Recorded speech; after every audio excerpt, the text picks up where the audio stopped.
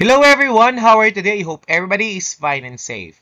Today I will present to you a sample lesson plan in Science 6 for a scheduled classroom observation para sa Quarter 1. Iugnay natin ito sa ating classroom observation tool rubric. For master teachers, may 5 tayong indicators na i-observe. Tapos sa teacher 1 to teacher 3 ay 6 naman. Pero para sa video na to, focus tayo sa mga objective na to lamang. Yung establishing safe and secure learning environments to enhance learning through consistent implementation of policies, guidelines, and procedures. Hi everyone! Welcome to my channel. My name is Mr. Jem Raimonis Chen, Master Teacher 2 from Escalante Central Elementary School. Click like and share if this video tutorial helps you. Don't forget to click subscribe below to keep updated for my future tutorial.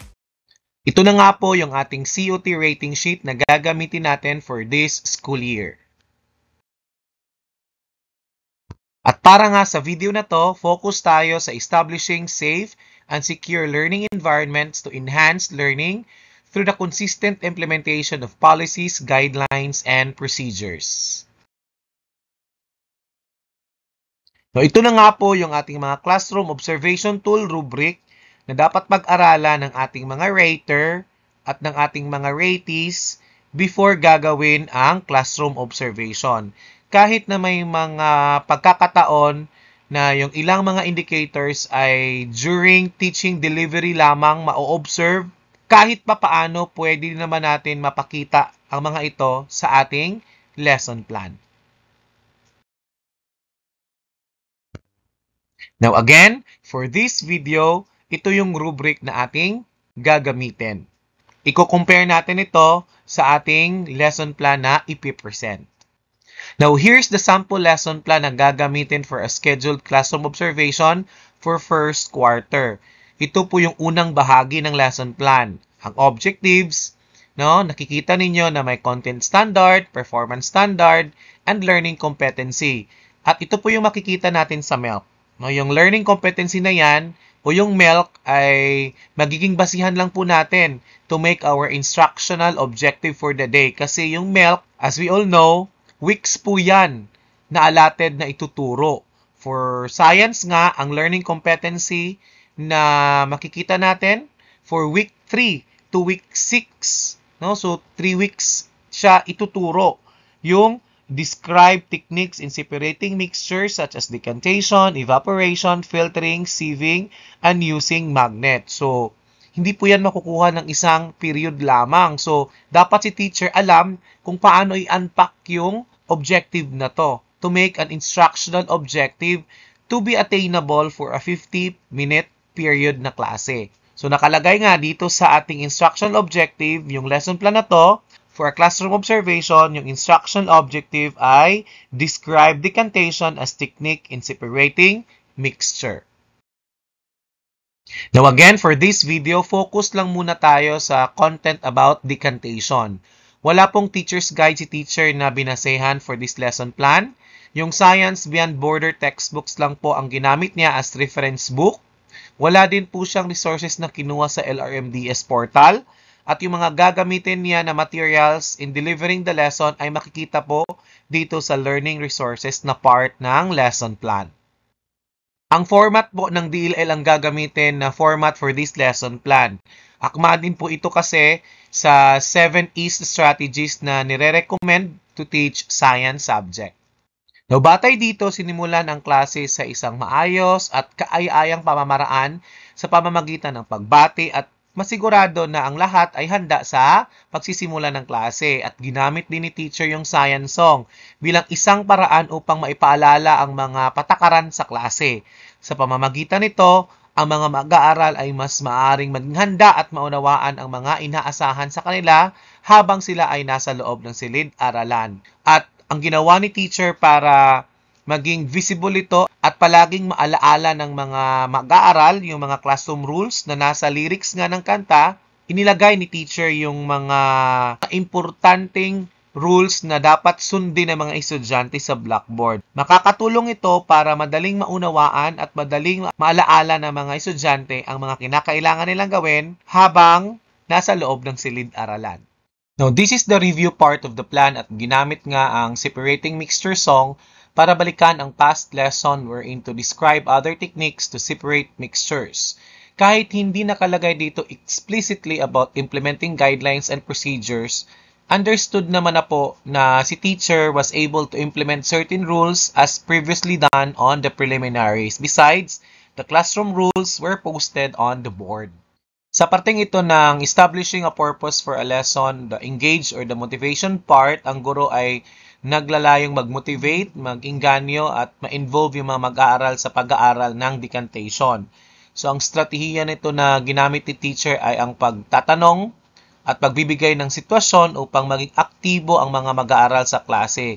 Gayunpaman, katulad ng naunang parte, wala naman talagang tuwirang bahagi na nagpapaliwanag o nagpapakita ng safety policies o guidelines o procedure dito. Pero kahit na ang guro ay nakapag-establish naman ng classroom rules before nagsimula yung klase at yung mga rules na yan ay nakapaskil naman sa pisara. Noong bahagi ng lesson plan nito ay nagpapakita ng malinaw na pag-uugnay sa mga pamantayan ng kaligtasan at pagiging epektibo sa paggawa ng group activity. Ang teacher ay naglalayong ituro ang mga standards sa group activity gamit ang acronym na SCIENCE at may mga malinaw na instruction kung paano ito isasagawa. Base sa detalye ng lesson plan, maaari itong magkamit or mabigyan ng rating 6. At this point kasi, maaari nating sabihin na ang teacher ay may karaniwan na nagpapatupad ng mga patakaran sa kaligtasan at pero dapat mapakita ni teacher during his or her demonstration na lahat ng mga mag-aaral ay sumusunod sa mga patakarang ito to meet the level 6 indicator.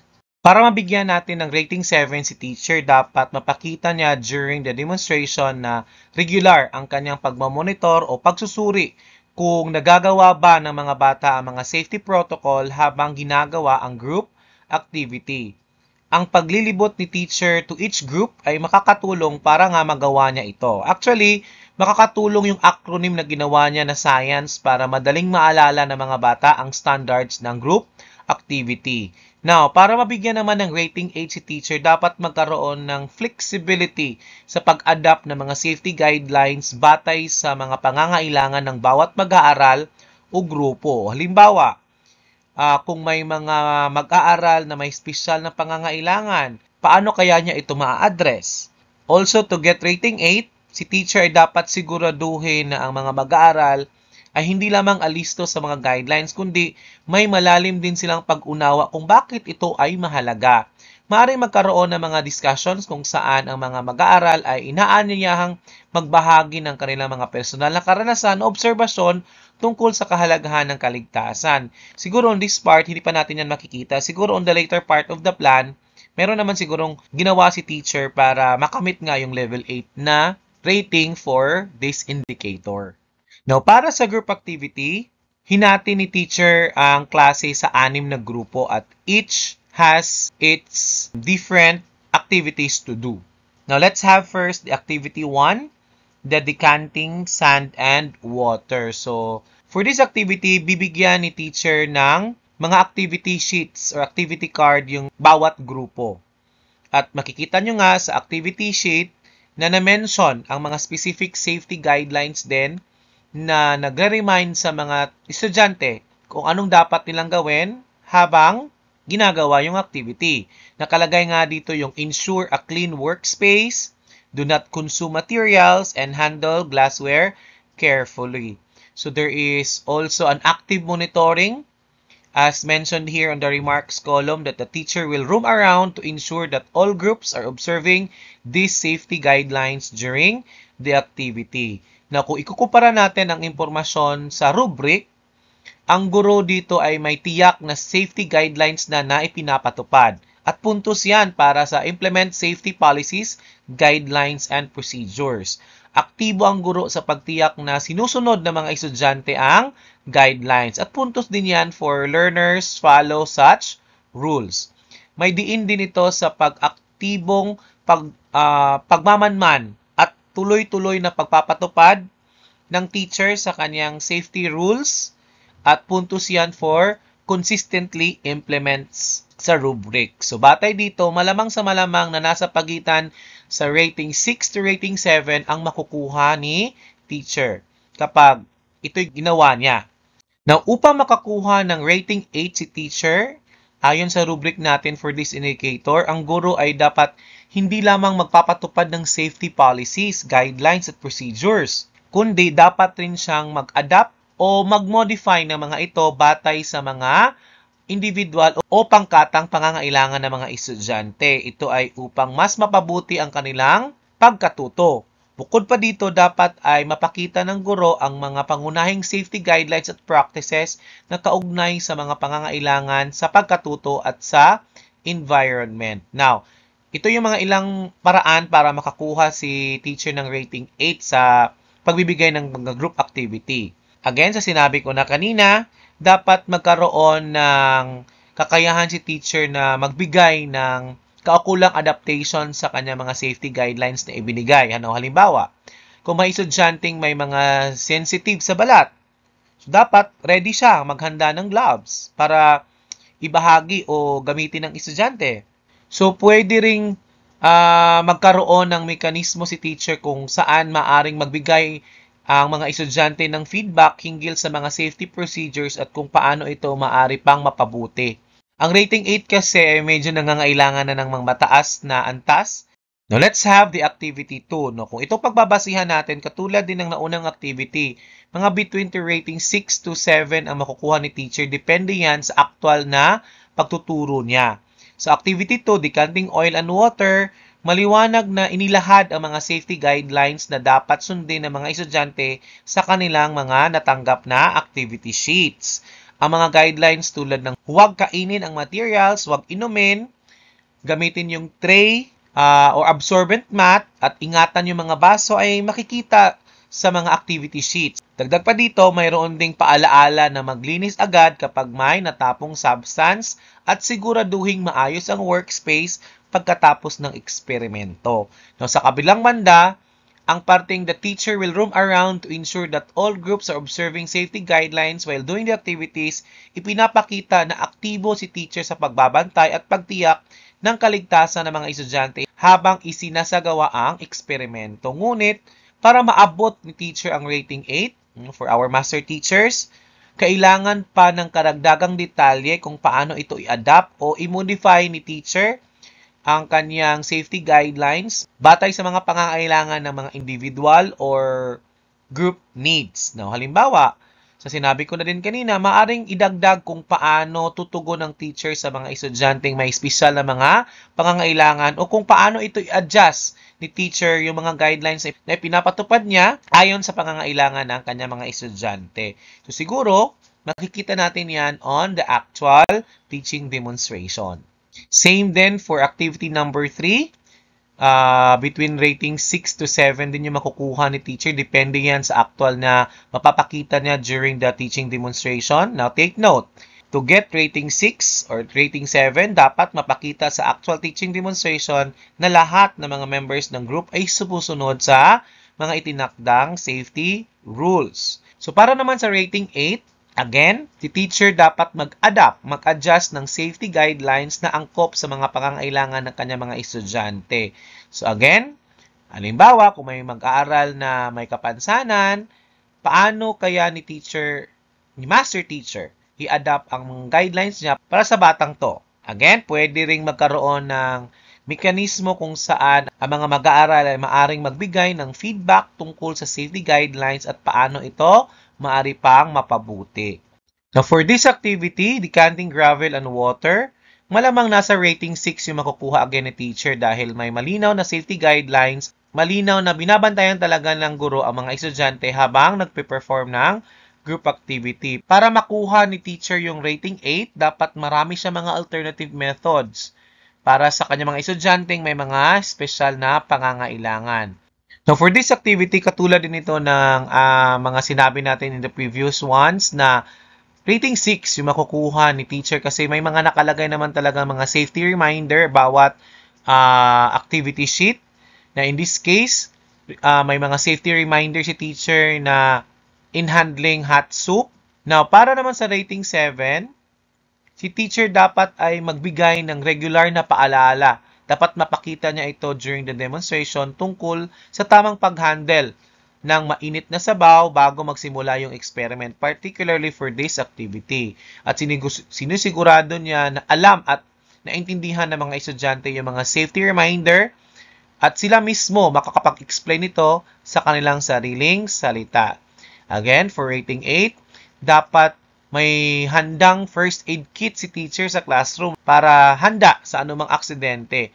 Now, for this activity, siguro rating 5 ang pwedeng maibigay ni kay teacher, no, kung ito lang yung activity.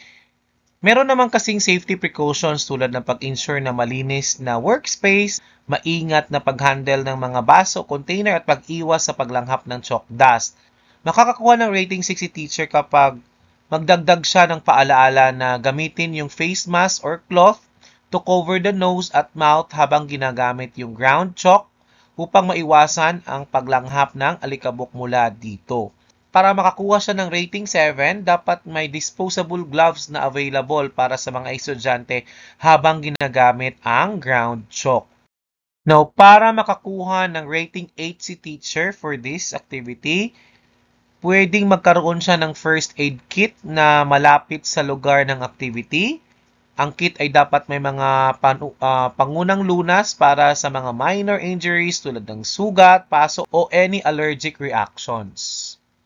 Pwede ring bukod sa disposable gloves at face mask, magkaroon ng safety goggles para protektahan ang mga mata mula sa anumang chalk particles. Pwede ring siguraduhin na maayos ang ventilation sa kwarto o lugar kung saan isinisagawa ang experiment. Ito ay upang maiwasan ang pag-accumulate ng chalk dust sa hangin.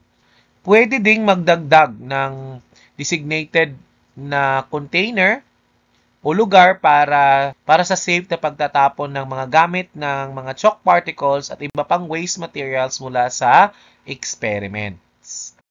Sa part na to, sa discussion part, pwedeng mabigyan si teacher ng rating 7. Kasi napaliwanag niya dito or nabigyang diin ang kaligtasan sa buong proseso. Hindi lang ito importante sa paggawa, kundi pati rin sa reflection at pag-unawa sa part ng mga estudyante. Nagtanong kasi dito yung guro para tiyakin na ang mga mag-aaral ay maipapahayag nila ang mga safety procedures na kanilang sinunod, na naayon nga sa hinihingi ng indicator na the teacher ensures that learners can articulate and adhere to the safety guidelines and practices in all learning tasks. So, may proactive approach din si teacher para kumalap ng feedback para sa patuloy na pagpapabuti ng mga proseso ng kaligtasan na nagpapahiwatig ng patuloy ng pagbibigay diin sa kahalagahan ng kaligtasan sa anumang oras. Pwede naman makakuha si teacher ng rating 8 when the teacher asks, "Did anyone feel there was a safety step we missed or something we could do better next time?" Ito yung nagpapakita na si teacher ay open sa feedback at reflection hinggil sa kaligtasan at ang mga bata mismo, yung mga estudyante mismo ang magbibigay ng mga additional inputs how to make and how to follow certain procedures better for the next activity. Ito ay isang mahalagang aspeto upang matugunan ang mga pangangailangan ng mga mag-aaral at tiyakin ang kanilang kaligtasan. Okay, ito naman yung continuation ng discussion part.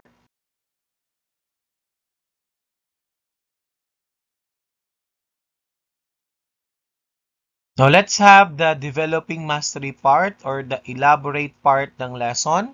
Here, the teacher seems prioritizes safety, most especially when the teacher outlines specific safety guidelines relevant to the learning task. The teacher also here engages the class in the feedback session about safety procedures after the demonstration. And given this, the teacher most likely be given rating of 7. This is because the teacher not only consistently implements safety policies and guidelines, but also ensures that the learners can articulate and adhere to these guidelines in the learning task. Now, on this part of the plan, the application part, Now, on the remarks column, the teacher will consistently emphasize the classroom rules displayed on the board for students. Now, these statements may highlight the consistent emphasis on classroom rules, which can be related to safety policies also, guidelines and procedures, particularly in the context of giving or establishing conducive learning environment. Now, this is the continuation part of the application of the lesson plan.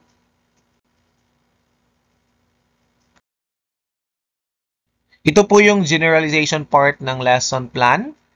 Again, dapat lang po nating tandaan, to get level 7, dapat mapakita lang po ni teacher na consistent ang pag-implement niya ng guidelines, especially sa lahat ng mga activities na pinapagawa niya sa mga estudyante, and making sure that all the learners are following it, can articulate these policies and guidelines in promoting safe and secure learning environment.